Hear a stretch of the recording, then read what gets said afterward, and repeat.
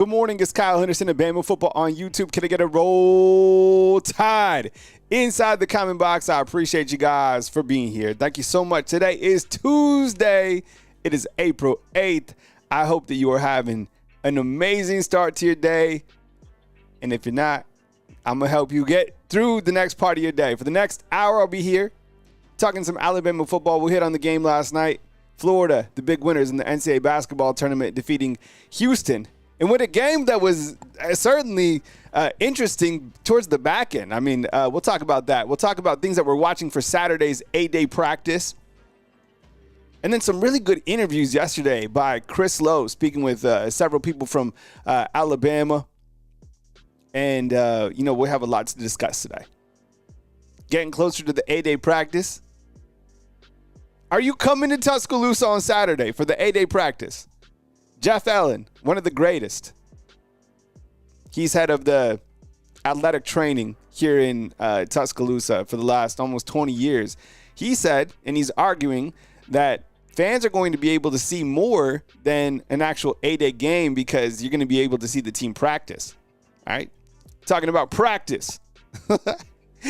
I think, look, if you're in the area, come out because whether it's a practice, it's a game, whatever it is, I feel it's like it's a time of camaraderie among Alabama football fans. There's something about A-Day, and I get it. College football might be changing into, different parts or whatever, but I feel that, like, there's a special feeling about A-Day. And, if we're able to go and watch and kick it with Alabama football fans, then that's what's up. Let's do it. So yeah, I'm gonna go to A-Day. That's my announcement.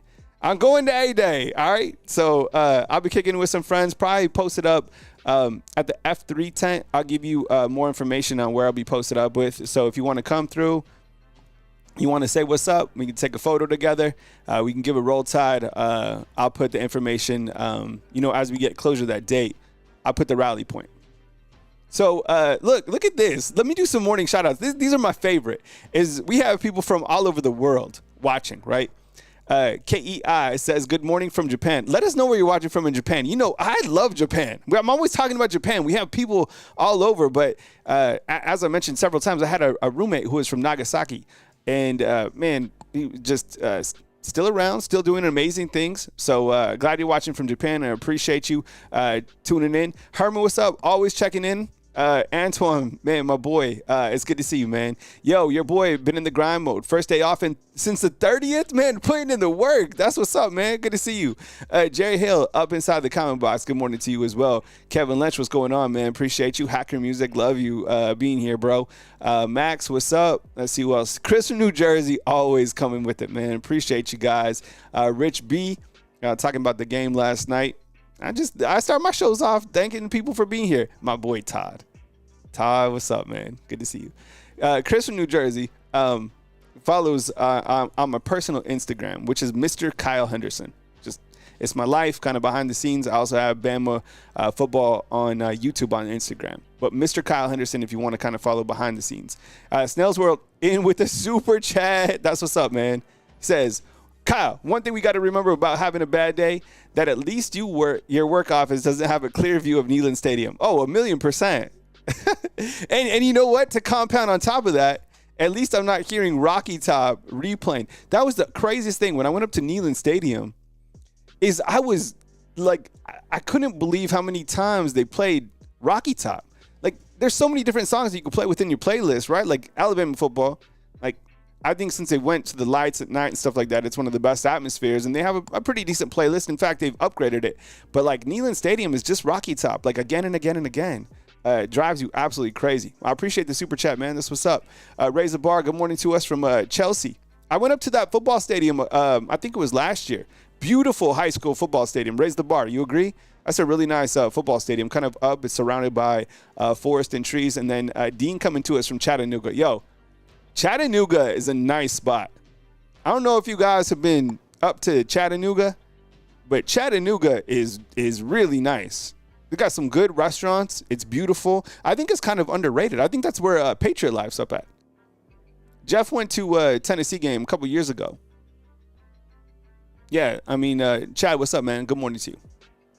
All right, so everybody's checked in. We've said our good mornings. Appreciate you guys being here. Remember, I have a men's devotional channel as well. I'll put the link inside the comment box if you guys want to check that out. Let me do that real quick, so you guys can check that out. It's as I've explained many different times. I'm definitely trying to take more steps towards building and strengthening myself from a spiritual component. So it's kind of like the journey of trying to get there.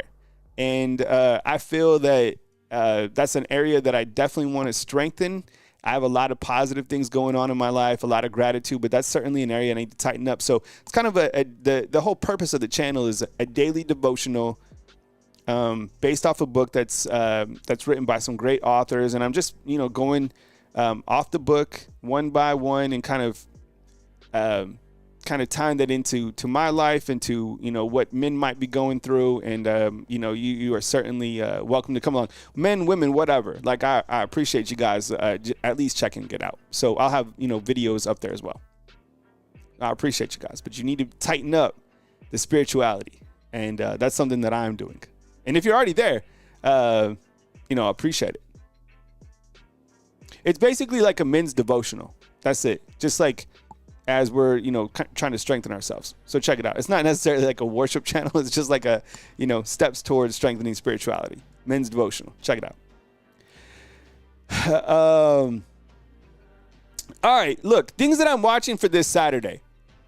I think you got to start with this. Like, where do we see Keon Keeley? In fact, Alabama just fresh got off the practice field.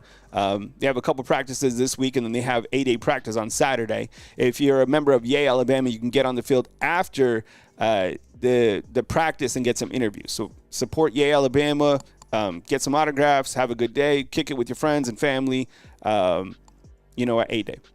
So Keon Keeley, where is he?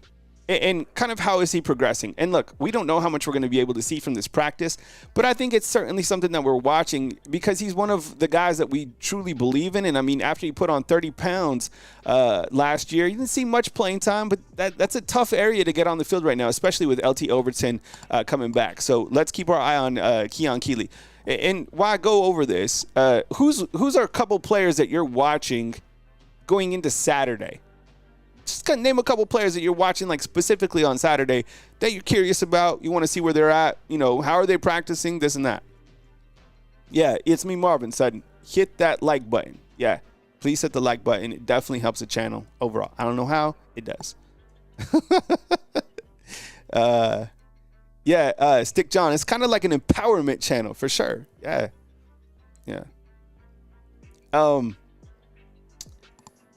And then Jalen Mbakwe, look, I right now, I think this is probably a really good opportunity for Jalen Mbakwe to kind of take a little steps forward within that wide receiver room, or at least add continual depth, because Ryan Williams looks like he's going to be out. Nothing serious, not like he's fine. I think it's just, precautionary measures. Like, you can't risk your franchise player. Some team reporter said that he was on a bike today. So, like, if he needed to play, he'd play. But if he's not 100%, then don't risk him. Bubba Hampton's out. Cole Adams looks like he might be kind of limited. Jalen Hell, I don't think that he was seen at practice during the viewing period. Now, the viewing period is like 15 minutes, maybe 10 minutes. He could be getting treatment at that point in time. So Jalen Hell is probably a guy I'd be watching, too, on Saturday to see if he's even practicing. And how does he look in terms of just our own eyes? Does he look 100%? Does he look 80%? I don't know. But Jalen Mbakwe, I think, what does he look like catching the football? What does he look like after the catch? What is it going to look like in a practice situation? And I think once we see it with our own eyes, we'll be able to assess it a little bit better and be like, yo, Jalen Mbakwe is going to play at some point in time. He is that good running routes, blah, blah, blah, as he continues to step forward as a wide receiver. And then, of course, on the other side, I list Austin Mack, but really all the quarterbacks. I mean, I think all of the talk right now on all the channels, all the news stations is about the quarterback position. But me specifically, if you kind of narrow it down just a little bit more, I think that Austin Mack is a guy that I want to see, I guess, in a practice type situation. The whole hour practice, what do we see from him? when he has opportunities with the ones, how is he operating the offense? What type of throws is he making? Just kind of, what type of leadership do you see from the practice? If we can see some of that, I just want to see it with my own eyes just to kind of make a little bit more of an assessment, because the transfer portal window is coming a couple days after Alabama spring game. And I think as we get into the next couple slides here on Bama Football on YouTube, they can't really say anything about the quarterbacks. Yesterday, I have a video going out. I feel that Keelan Russell right now is the number 2 quarterback behind Ty Simpson.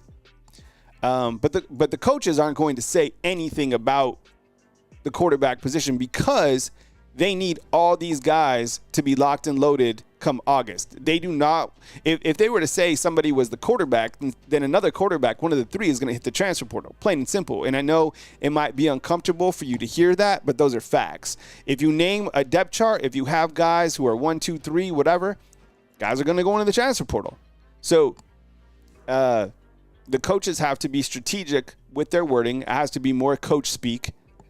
And, hopefully they can salvage the players and salvage the roster, because there's a lot of guys that probably aren't going to see the field this year, but are quality players, and you can't lose those guys in the transfer portal at this point in time. They're going to go after the guys kind of in the lower level. But Dean, the whole coach speak, bro, I don't like it.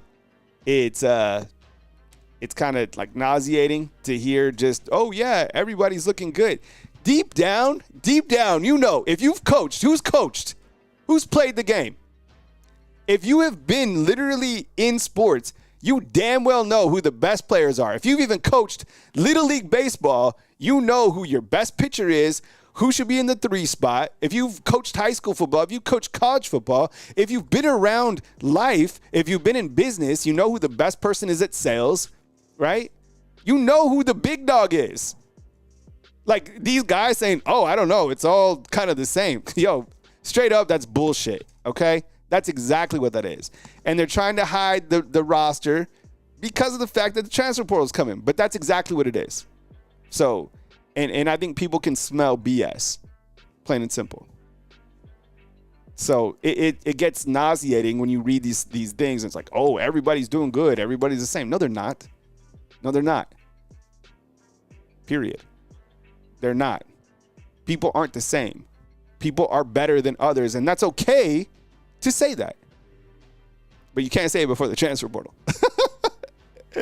Oh, man. All right, so those are kind of some high points that we're watching.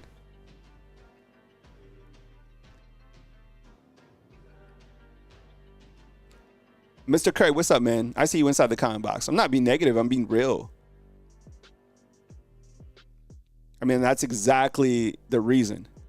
If you think it's being toxic or whatever, like, dude, you can go and, live a different life, but that's exactly what it is, bro. And 100%, like, inside the comment box. Is that exactly why you fill in the word salad? Who thinks it's just word salad? You got to be able to tell the truth, and that's exactly what's happening. It's not negative at all. It's the truth. Truth hurts, bro.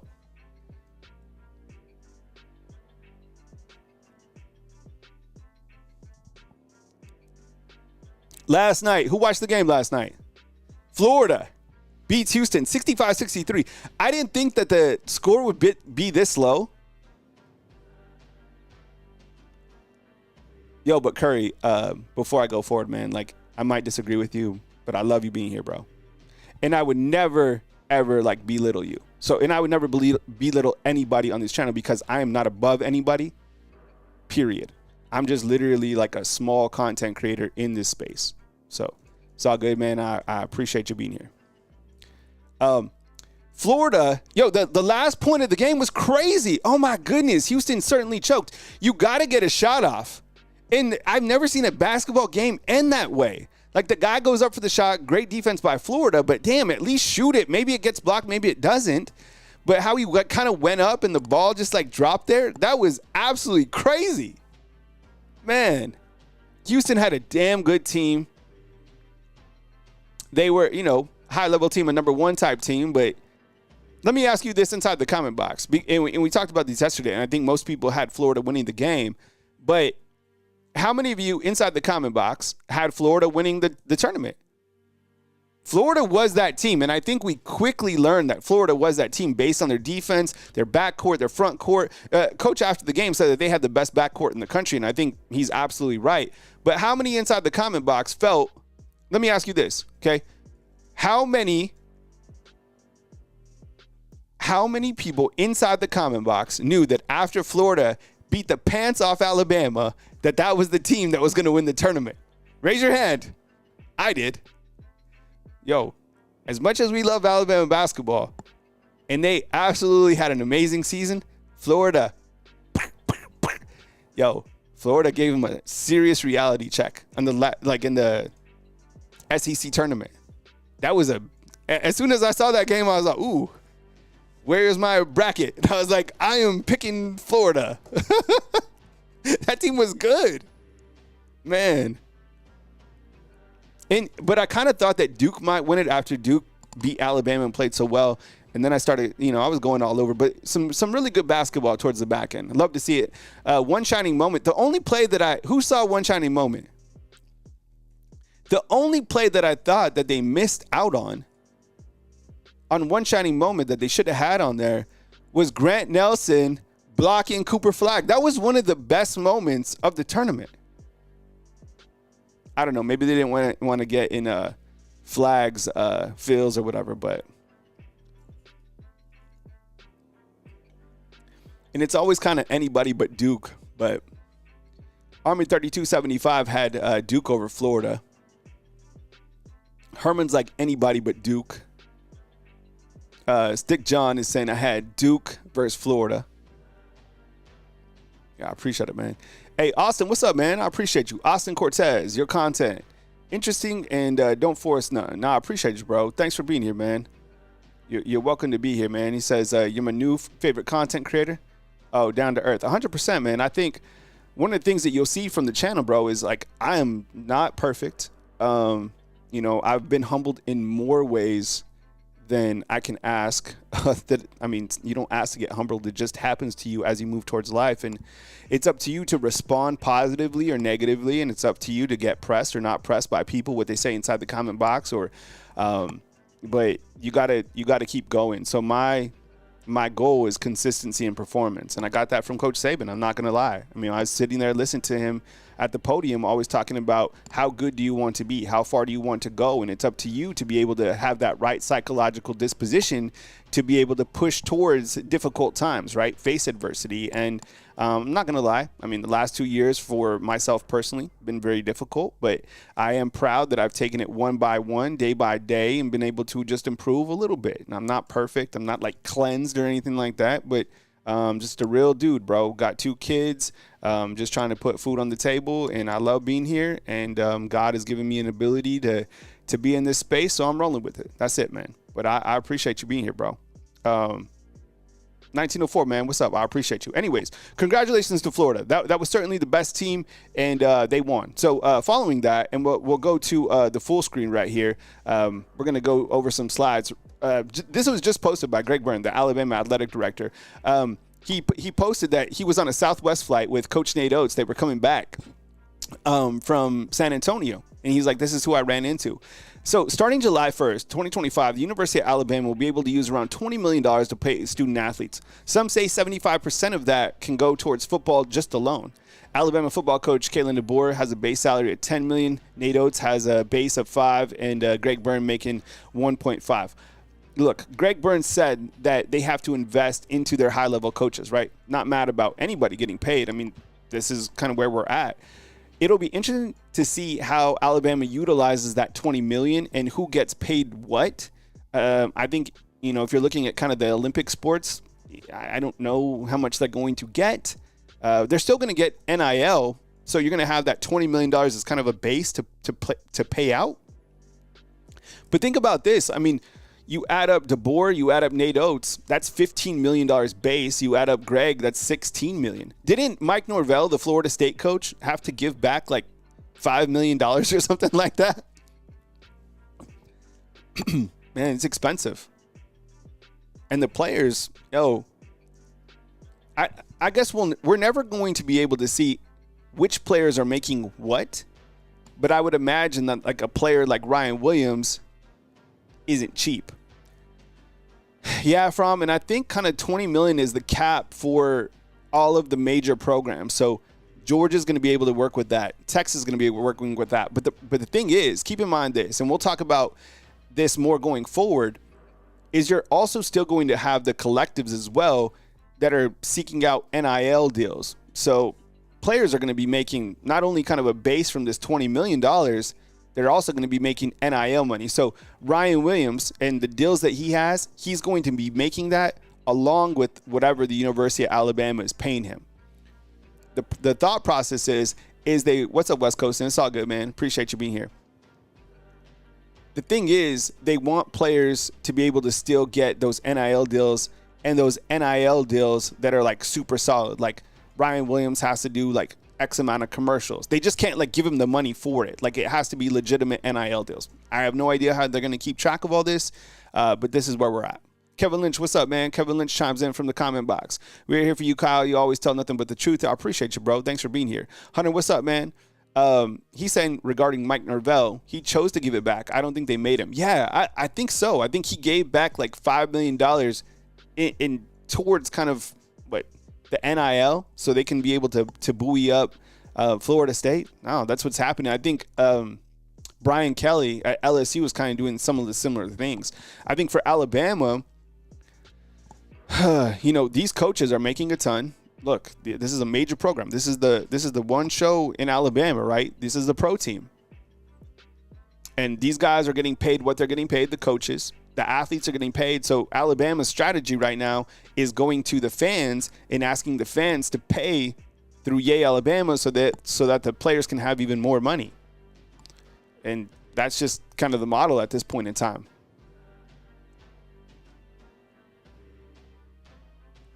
So we'll continue to track that as it goes forward. But July 1st, everything is about to change in college football and in college athletics as well. In a recent interview with Chris Lowe, who does an amazing job, basically has the keys to the University of Alabama. You can go read this article on ESPN. It was just posted yesterday. Talks to Coach Kalen DeBoer, a couple other, marquee players, coaches returning to the 2025 season. And Coach Kalen DeBoer says this: I feel that we're closer, having an alignment between the staff, the players, and having the right people here. Look at that. The right people here. And having the right people here. Yo, that's powerful. Hey, Todd, thanks for the super chat, bro. I appreciate you, man.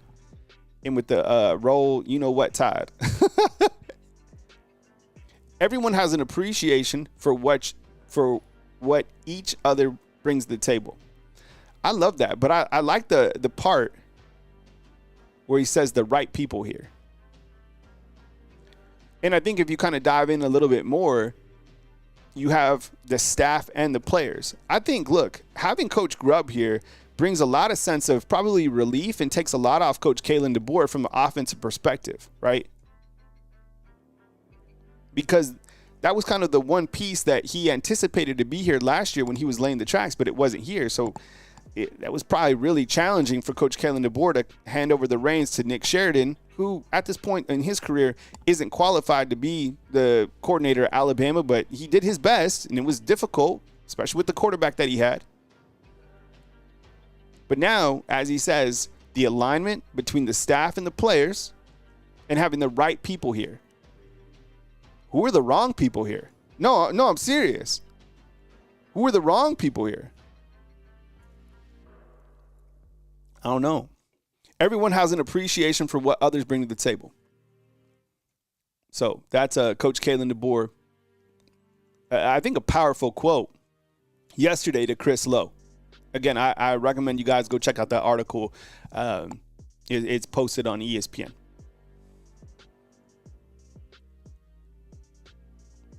Hey, Jake, what's up, man? I appreciate you being here, bro. Thank you so much, man. Herman, what's up? And let's see what we have in here from, I think somebody else chimed in. J. Cole, what's up, bro? You still spitting bars for us, too? Man, I love me a good J. Cole playlist.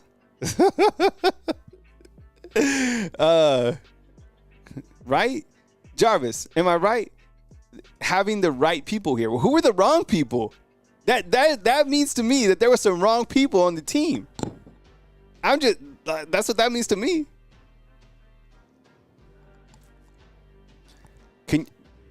But that, I think, is to be expected after such a changing of the guard. I mean, it wasn't just like any coach. And I mean, we're talking about a major seismic shift that happened. So, good quote right there from Kalen DeBoer. There's some really good quotes out there. There's some good. I'm telling you, this article of Chris Lowe is killer. Before we read this next one, Jason, what's up, bro? Good morning to you, man. Hope you're off to a really good Tuesday. Jason says this: neither the OC or DC were qualified to coach at Alabama last year. We normally get the top guy out of college every year and pull one from the NFL. I mean, you could certainly argue that. I think Kane Womack had to earn the respect that he has at this point in time, because right now we feel that Kane Womack is qualified to be the defensive coordinator. Do we agree with that? But I think him coming in from South Alabama, a lot of us were kind of weary, be like, yo, this is a big step from South Alabama over here. And then when Nick Sheridan, clearly him being the tight end coach and him being the OC here, we're like, no, that's come on. But see, it was supposed to be Ryan Grubb. And now that he's home, that's the high-level coach that we were supposed to get. Hey, what's up, was that J Music? What's up, bro? Appreciate you being here.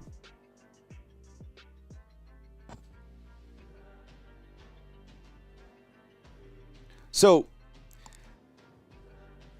Ryan Grubb yesterday in this article, he was talking about the quarterback position.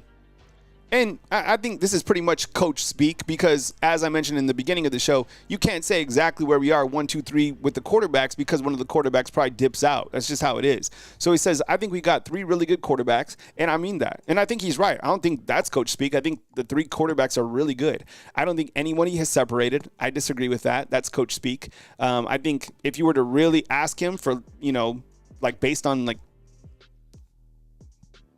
the seriousness of like his job and to play the best player, I think he could tell you who's separated really quick.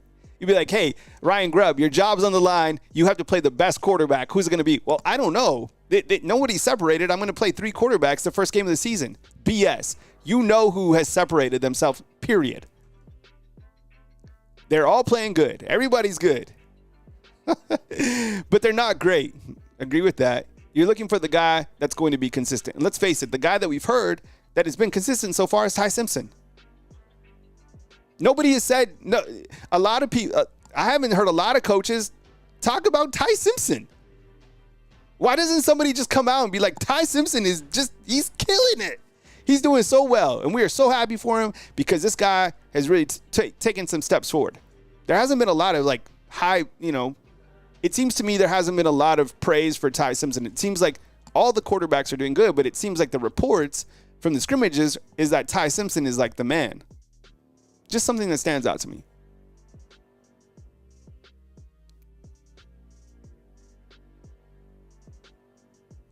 So I think that Grubb is still getting paid from Seattle, right? So I think what they're doing with Coach Sheridan is he's coaching the quarterbacks. He's still getting paid a high amount. Coaches are going to get paid more and more. Eventually, these OCs are going to be making like 2, 3, 4. I mean, Penn State's coach, defensive coordinator who left from Ohio State is making what, $4.5 million at Penn State? That's just the rate.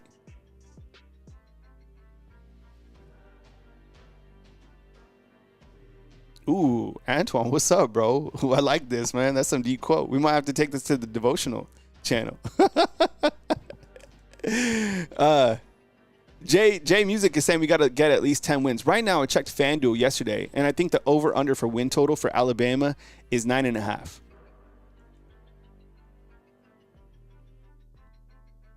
But I think we could all agree right now inside the comment box that we all feel that Alabama is going to be a better team this year than last year. Like, I would be shocked if someone inside the comment box was like, no way, man, last year's team is going to be better than this year's team. Or is better than this team. No. Like, this team is going to be better than last year's team. I put, like, the house on it. Now, I don't know how many wins that's going to equate to, and I don't know if they're going to get in the playoffs, but I think that this team is going to be better than last year's team, 100%. It's just the way that the playoffs are currently designed, they don't take the best 12 teams.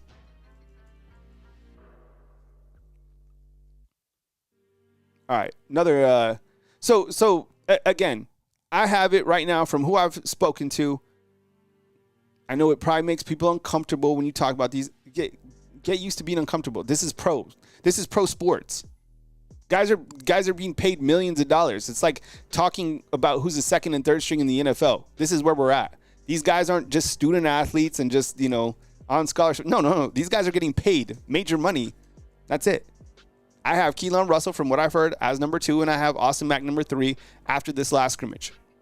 I'm sure you saw that Austin Mack struggled a little bit. It's one scrimmage. Things can change.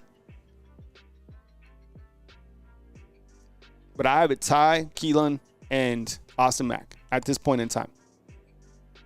All the other coaches have said nobody has pulled away. I disagree. Bob, what's up? Inside the comment box comes with something on Jalen Mbakwe.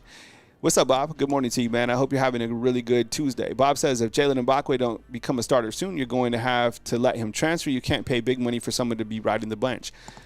And this is where we're going to get kind of into the weeds of, paying players this and that. And as Jarvis and I have spoken about inside the comment box, we feel that Ryan and Jalen Mbakwe kind of a 2-for-1 deal. And I think those guys are a package deal. So, and we don't know for sure, and we'll never know if Jalen Mbakwe stayed because he got paid more money. I think that's what we think. But maybe they were like, hey, you can change and be a wide receiver.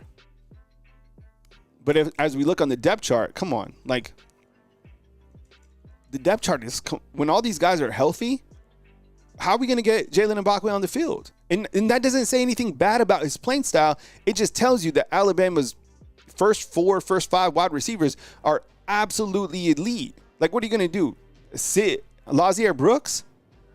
Texas will become knocking out that door after this season and be like, yo, Lazier, bro, here's $5 million. You see what I'm saying? It's going to be a strategic challenge to get all these wide receivers fed. That's just the nature of it. If you can get these guys to be patient and buy into the long-term process and still pay them, that's kind of the balance. But damn, I don't know. That's why I said Jalen Mbakwe at the beginning of the show. How are they going to utilize him? I say he's just a special teams threat. Look, you're returning kicks, punts. We're going to get you out on the field as a wide receiver and shoot. Do you still want to play, some secondary? That's open to you too. I don't know. He's that good of an athlete. Who knows? He might shine on Saturday.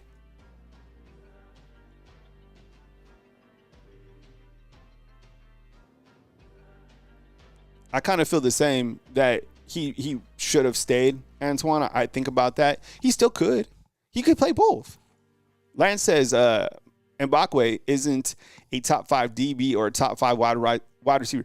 Perfectly said, right now. Now think about next year. But next year in this day and age is like 100 years away. And as you get older, you realize that time is so quick, and next year will be here before you know it. You sit tight, you wait, iron sharpens iron, and then you're good to go.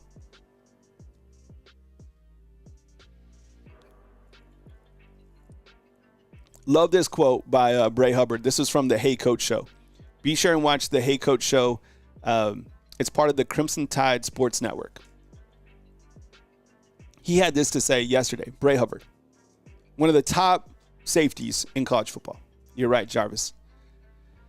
I'm sure everybody's heard about Lazier Brooks. That dude, he's a shifty guy. I mean, that's a hard guy to tackle. He's really fast when he gets into space. And that's exactly what Courtney Morgan said, who did a hell of a job building up that recruiting class at 2025 and is doing a really good job on getting some key prospects here on Saturday to watch the practice.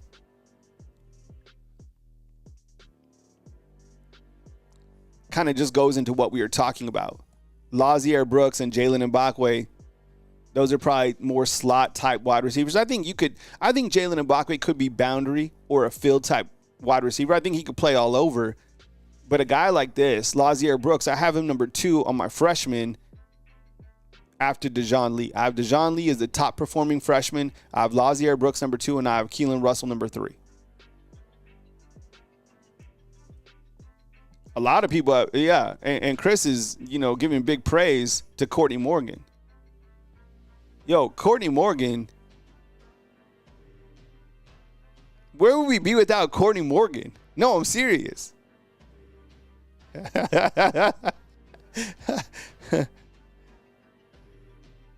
Austin's like the beard. Wade's World, a bearded Bray Hubbard. Yeah, fear the beard. Beard life's a different life, man. Hey, Wade, what's up, man? Good to see you, bro. Jarvis, 100%, bro. This team right now, as I'm starting to get more comfortable with like the 2 deep, like it's exciting to think about, right? The secondary, who you're like your second string. Think about this: your third best corner after the starters. Let's say Damani Jackson and Xavier Brown start. Your first corner off the bench is Dejoun Lee. Love it. Safeties, Keon Sabb and Bray Hubbard. Your first guy off the bench in terms of safeties, Zay Mincy. Are you kidding me? Okay, let's say Deshaun Jones somehow wins the Husky position, or you have a rotating with him and Cam Calhoun. Love it. Inside backers, Justin Jefferson steps out. You have Nakai Hillgreen step in. Love it. Quay Rusaw, he steps out. You have an experienced John Latham come in, or you have Yanzi Pierre. Love it. Should I keep going? After LT Overton, you have Jordan Nod or Kelby Collins or Keon Keeley. Are you kidding me? What about defensive tackle? Okay, Tim Keenan, James Smith, Edric Hill, Jeremiah Beeman. Sully's like, yo, I stopped buying the preseason hype a couple seasons ago. Sully. That's real. B-Rob inside the comment box says, now that I think about it, Nick Saban and Courtney Morgan. Oh, my goodness. Nick Saban and Courtney Morgan? That's like, shoot. What type of combo would that be on the basketball court? That's like Jordan and who? Is that like Jordan and Shaq? It could be a Kobe and Shaq. Shoot. RIP to Kobe. Man, Mamba mentality. Still miss it. There's nobody ever like Kobe. Nobody. Hey, we got a new subscriber up in here. Turtle Weezy. What's up, man? Appreciate you being here. All right. LT Overton, another player that's coming back on the defensive side in the Hey Coach show last night, said this. I felt like me coming in last year as a transfer, I feel like we didn't have much say. You imagine coming here as a transfer to the University of Alabama and kind of the standard and the players that are already here under Coach Saban, right, at that point in time, and then you have this shift. I bet he was in a tough spot. I didn't think about that. He's like, we didn't have much of a say. Now we realize we have a say because these guys are vets, right? Under Coach Kalen DeBoer, a year goes a long way. We put our stamp. We put our foot down on a lot of things, making sure that everybody goes by the standard of Alabama football. It's great to hear the transfer. And you know what this is right here? This quote is? This is leadership. This is leadership talk. We put our stamp. We put our foot down on a lot of things, making sure that everybody goes by the standard of Alabama football. Look, this is LT's second year coming here, but you see leadership from him. I think that's a hell of a good thing. This is probably your best player on the defense returning along with Deontay Lawson. Probably Deontay Lawson, LT Overton. 2 guys who will be in the NFL in 2026. So you see some leadership speak from some of these guys. I like it. And now you're starting to fully see kind of the full footprints of Coach Kalen DeBoer within this program, within this team, within this roster, within the things that he does, right?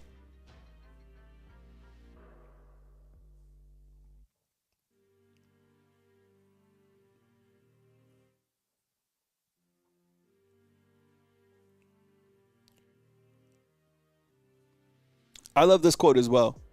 This is from Jeff Allen, and he was also on the Hey Coach show. Now, if you know anything about Jeff Allen, he's not one of the best in the business. He is the best in the business. He's a pillar. He's the longest standing pillar at the University of Alabama. He was with Saban his entire career. He's the head of sports medicine. He's the guy that will bring your guys back up to speed when they get injured. Keeping him and David Ballou was such a strong move by Coach Kalen DeBoer, because those are the personnel that you see and your players see every single day, right? I mean, think about the star-studded cast. Jeff Allen, David Ballou, Courtney Morgan. If you saw The Tide That Binds, the documentary on Fox, you know the hype man is David Ballou. Yo, when David Ballou was talking to the players before the game, oh my goodness. So Jeff Allen has this to say, and he said this yesterday on the Hey Coach Show. If you want to rewatch the Hey Coach Show, go to the Crimson Tide Sports Network. There was just a little anxiety and a little bit of nervousness this first year, and that's a hard thing to overcome for sure. I would say that this year, the difference is everybody seems more comfortable. You get more comfortable in year two, even for Coach Kalen DeBoer, right? I mean, they redid his office. He's feeling good now, has an understanding about the recruiting landscape. They have, second year vibes. Year two is usually a lot better than year one. Year one is just, if anybody has like changed jobs or moved houses or, gotten remarried or whatever, year one is like you're trying to find your footing. Year two, things are in place, kind of a lock and load. I can't even imagine how all the players felt and stuff like that. And think about from us too as fans. Getting used to everything we're way more comfortable with Coach Kalen DeBoer at this point in time than we were. We know who the staff is. We know who the coaches are. Year one can get a little bit dicey. and it kind of was.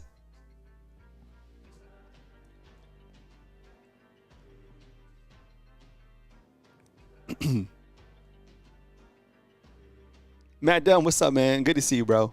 Thanks for locking in with us today.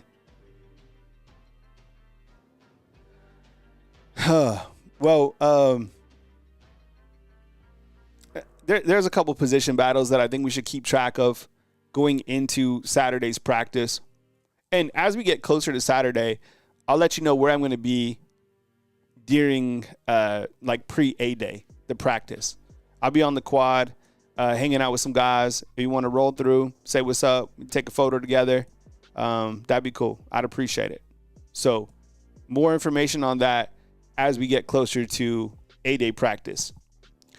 And I think a lot of people want information on that. So what we'll do as we get closer to this point in time, MRNY, is when the University of Alabama has kind of an organized list of kind of things to do, I'll post that here and distribute it where I can so everybody knows what's coming down the pipe in terms of A-Day.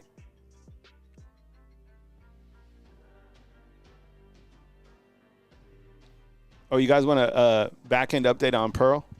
She's right here. Yeah, so if you guys didn't know, I almost lost my Frenchie. I have two of them, and this one got really sick in January. But, she's doing so much better. So here she is. This is Pearl. I have Peach over here. But these are my two little pups. She's doing real well. I'll finish out here with talking about the position battles. And I think we're looking at left guard at this point in time. And, again, this is like way too early depth chart talk. But you have Cam Dewberry, who's pictured here, going against, I think, Gino Vandermark, with probably Cam Dewberry having the edge. I think the right tackle is going to be solidified with Wilcom Formby, but who's going to be behind him? That's something that we often talk about. Is it going to be like Jackson Lloyd? Is it going to be Olas Allenin, who I think is working at the tackle position right now on the left side with Caden Proctor being limited? The Wolf position is very interesting to me because you have Quay Rusaw, who I think is the best player, but Ja Latham has the most experience, who moved over to Wolf. You also have Yanzi Pierre. You have Noah Carter. You have Justin Hill. Like, that's a loaded group. And then you have the wide receivers. Like, I have no idea who's going to be wide receivers 4, 5, and 6, right? Like, maybe that doesn't matter. Maybe it just means that Alabama has so much talent at the wide receiver room that, you can keep these guys fresh and keep them kind of rolling in and out. So Dan, what's up, man? I missed your comment inside the comment box to see what Dan has to say. Dan, good morning to you, bro. I see a deep playoff run this year, even if they change to 14 teams. You know, look, this team is built. I mean, some people are like tired of the preseason hype, and I get that to some extent too. The only thing that I think about is the schedule and how will Alabama play in year 2 on the road. And that's not being negative. It's just real talk. Like, we all know that last year they didn't play well on the road, but we also have to remember this in life. The past does not dictate the future, right? So let's see what they can do. And now they have more experience. Even the coaches have more experience playing on the road in SEC environments. Playing on the road in the SEC is an absolute nightmare. So, and it can be super challenging when Rocky Top is just shoved down your throat and fake, crowd music is being piped in behind the bench, right? Well, there's your segment today right here on Bama Football on YouTube. I really appreciate you guys being here and supporting the overall product. Look, like, honestly, I certainly value what you guys have to say in the comment box. I go over it. I read the comments. And I really enjoy being here. I do have a men's devotional channel that I just started. Here's a link inside the comment box. If you guys would check that out, I'd appreciate it. Basically, my spiritual journey as I, am trying to work and tighten that aspect up of my life. So I'd appreciate you guys giving it a follow. And then also on Facebook as well, Facebook Bama Football or Bama on YouTube. Good places to connect with us throughout the day. I appreciate you guys giving me the opportunity to be here. I appreciate you guys very much. Stay grounded. Stay where your feet are at. Be grateful for this beautiful thing we got called life. And as major news happens, I got you covered with live shows right here in Bama Football on YouTube. Please support all the other great content creators out there, big, small, guys putting in the grind to showcase their craft, because I've worked with most of them in this space. And, I have respect for all those guys, even guys who worked here in the past, 100%, because I've seen what they bring to the table. So definitely support them as well. I appreciate you guys one more time. Coming to you from beautiful Tuscaloosa, Alabama on Tuesday, April 8th. Kyle Henderson.